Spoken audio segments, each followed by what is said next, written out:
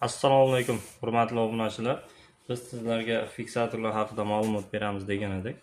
Fiksatorlar nima va qayerlarga ishlatiladi? Bu qurilishga eng kerakli qurilish uchun kerakli bo'lgan qismi poddushkaga ishlatiladi. 12 lik armatura, 14 lik armaturadan bizning obyektimizga 12 lik armaturadan berilgan. Mana bu joyimiz qurilish obyektimiz. Hozirgi oldingi videolarda ko'rganingizdek, bizning joyimizga hozir GPS to'shalib, endi shibionka to'kilish, ularni shibionka joylash ishlari ketyapti. Shibonkani joylab bo'lganimizdan keyin arma ustidan armatura to'qishni boshlaymiz. Ya'ni armaturamiz 20-20 qilib to'qiladi. Mana shu joyga ko'rib turganingizdek armatura to'qiladi. Birinchi sloy mana 20-20 qilib mana shu yerga to'qiladi. Endi fiksator qayerga ishlatiladi? Fiksator mana shu armatura to'qilgandan keyin buning ustidan to'qilishni boshlaydi. U qanday to'qiladi? Vazifasi nima? Vazifasi ikkinchi sloy armaturani o'sha ko'tarib turadi.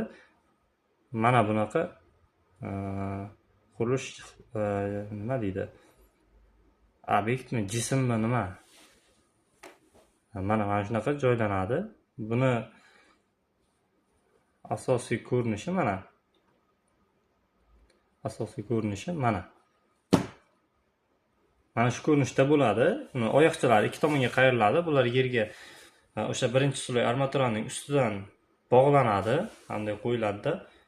Vizualni sim bilan, kuydirilgan sim bilan bog'lanadi. Oyoqlari ikki tomonga qaragan bo'ladi. Ikki tomonga qaragan oyoqlar bu tomonga va bu tomonga yana bog'lanadi. Uzunligi mana tepasi 580 qo'yilgan. Oyoqlari 200-200. Qayrilgan joyi ham 200. Mana ko'rishlaringiz, qayrilgan joyi ham 200. Fiksator 1. Endi fiksator 2. Fiksator 2 bu tikka vertikal joylashgan mana shunday joylashgan armatura. Bu 630. Bu qanday joylashadi? Bu kolonnalari tagiga mana shunday qo'yiladi. Bu ham 12 lik armaturadan, mana 12 lik armaturadan qo'yilgan armatura.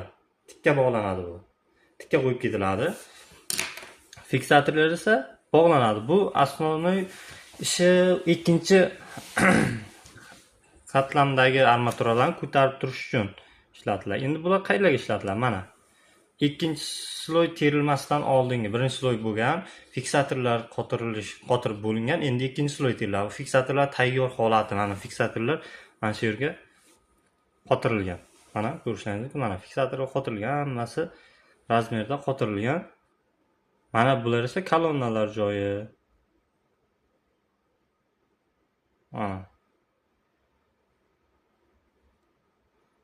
Mana kolonna, diafragma, kuchlanish tushadigan joylarga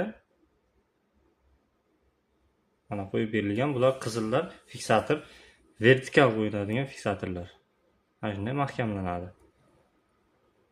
Mana ko'rinishi. Mana birinchi qatlam, ikkinchi qatlam. Xuddi mana shunday joylanadi.